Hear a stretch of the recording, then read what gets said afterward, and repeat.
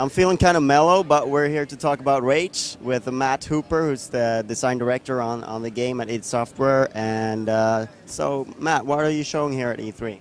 So we're showing Rage, and for us, this is our first new IP in over 10 years. It's been a long time since we've done something new.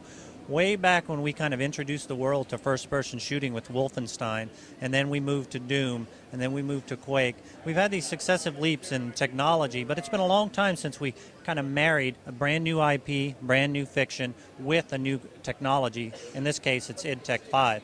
So we're really excited to bring all those things together and show the world.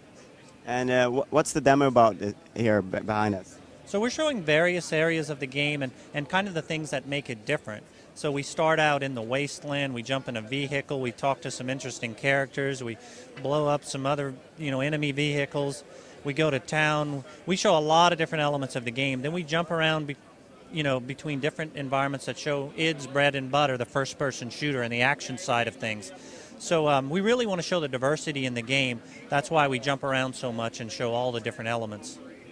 Behind us here, we got some characters from the game. Can you tell us about what they are and they look kind of ugly?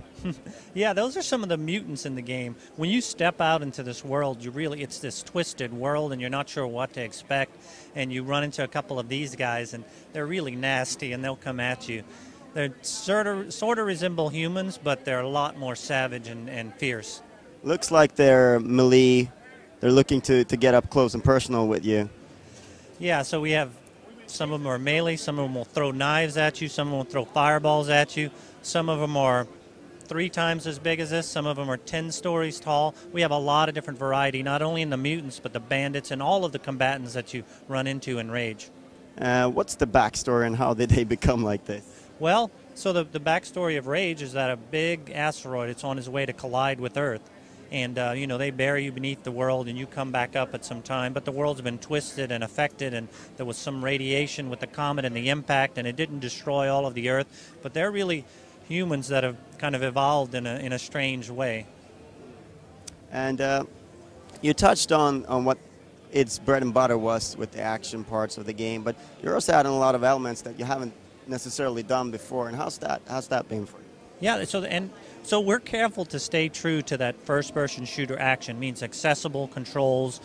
We're running at 60 frames a second on all of the consoles. That's important, that fluidity that you get throughout the game. But we've also introduced the player to some new things like vehicles and vehicle combat. But we're really careful to keep the controls intuitive and teach the player how to use it. And we have things like offhand weapons like the wing stick. You throw it out, decapitate a mutant, feel really proud about it.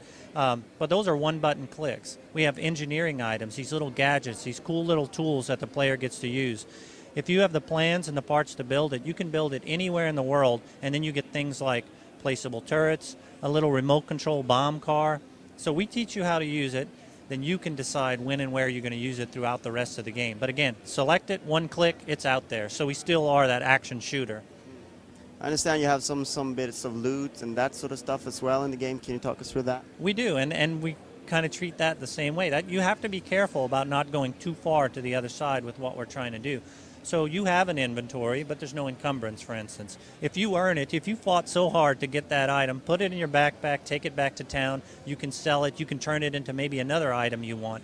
You'll learn which bandits and which mutants, what items they have. You'll collect the pieces. You can directly use them to build the little engineering items, or maybe you sell it to get the pieces you need for another item.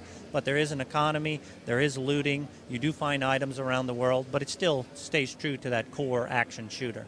So it shouldn't be confused with something like that's over there on the other side. It's also a post-apocalyptic game. No, it really shouldn't. That game is awesome. We love to play it. Our game is going to be awesome, and we hope people will love to play it also. And when will we get to play it? So we've announced that we're going to be releasing in 2011. We just haven't picked the final date. So that's as far as we'll go. It's a 2011 game. As usual, it's done when it's done. Yes, exactly. We want to get it right.